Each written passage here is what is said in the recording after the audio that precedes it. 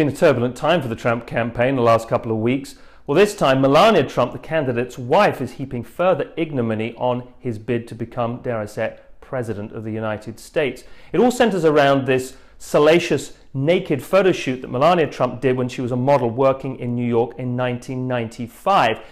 Now, as if it wasn't bad enough or embarrassing enough, the fact that the potential First Lady was involved in a naked photo shoot. We've all seen the photos of her posing on Trump's private jet on the front cover of GQ magazine, but the fact that back in the mid-90s she was posing naked for a men's magazine, that's kind of for most candidates, that would kind of be sufficiently embarrassing to cause days, if not weeks, of retrenchment and backpedaling, trying to get themselves out and justify the morality of that decision. Certainly somebody such as Donald Trump, who has made such a big play out of having such a strong evangelical support and an evangelical base.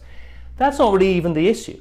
The issue is that the photo shoot took place in 1995. Now, in 1995, Melania Trump was not legally entitled to be working in the United States. She's issued a response and said that any such allegations are false, but it's a response that only partly addresses the problem, because what she speaks to, and as her personal story divulges and her personal story is told, she arrived in 1996, at which time she had the correct legal papers.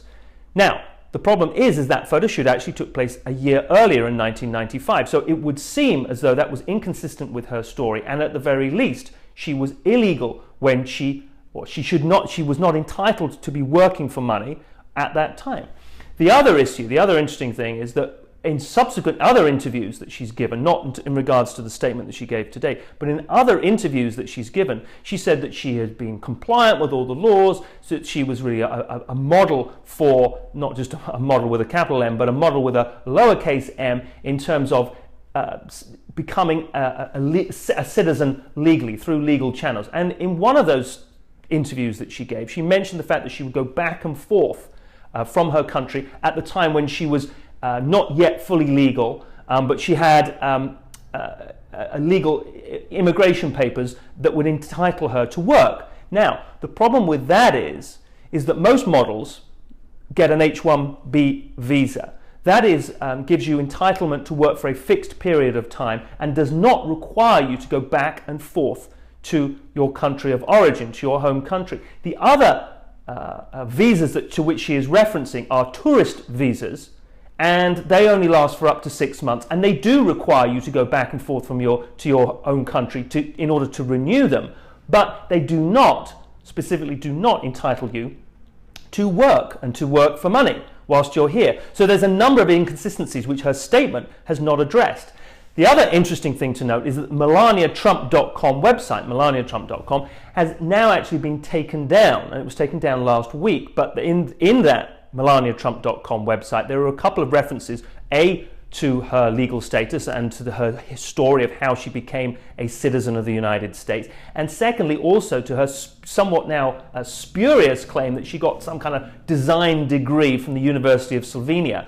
Both of those have come into question. As I said, her legal status is the one that we're talking about now, but the fact that she had this degree from the University of Slovenia, which no one could verify, it's now fascinating, interesting to see that her website, if you go to her website now, just directly leads you into the Donald J. Trump website. So her website, to all intents and purposes, has now been taken down, and she seems to be persona non grata. The Trump campaign themselves are saying nothing, but it is just a delicious irony for a candidate who has made so much of immigration, building a wall, his vitriol against the H-1B visas. I mean, I remember a number of debates. He's actually been very inconsistent on that view, but overall, his position is we need to be tougher on them.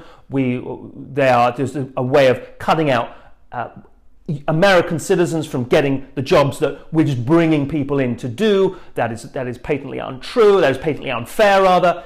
It's just fascinating that even if all of this was true, which it just cannot be verified, and it just seems there are too many inconsistencies, even if that were true, it just does not square with his vitriol and square with his position on the H-1B visa status and the legitimacy of having that and having so many.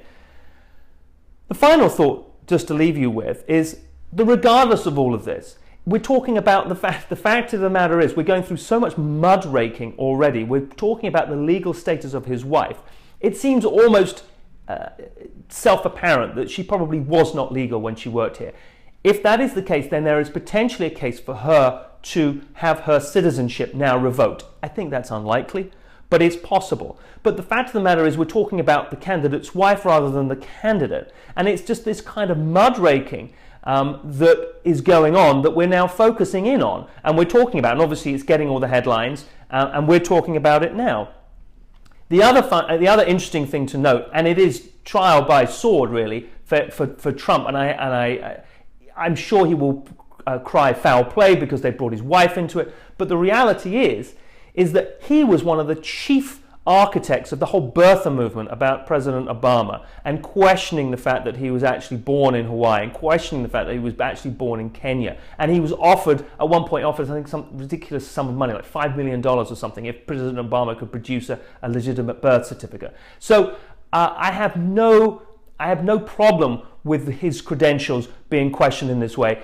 The fact that people are going after his wife, the reality is that the candidate himself is so fundamentally flawed that we really don't need to be bringing Melania into this. But we're bringing her into it because he has made such strong position, taken such a strong stand on immigration. He's been so entrenched in his views on H-1B visas, and he's been so strident in everything that he said that really live or die by the sword. And so it remains to be seen where this is going to go with Melania Trump. The statement that she's made today is just not sufficient. I dare say there's going to be more and more mileage to be made out of this and by the critics, and we'll see, and we'll come back and report on where we get to later on with the Melania Trump illegally working this country back in 1995.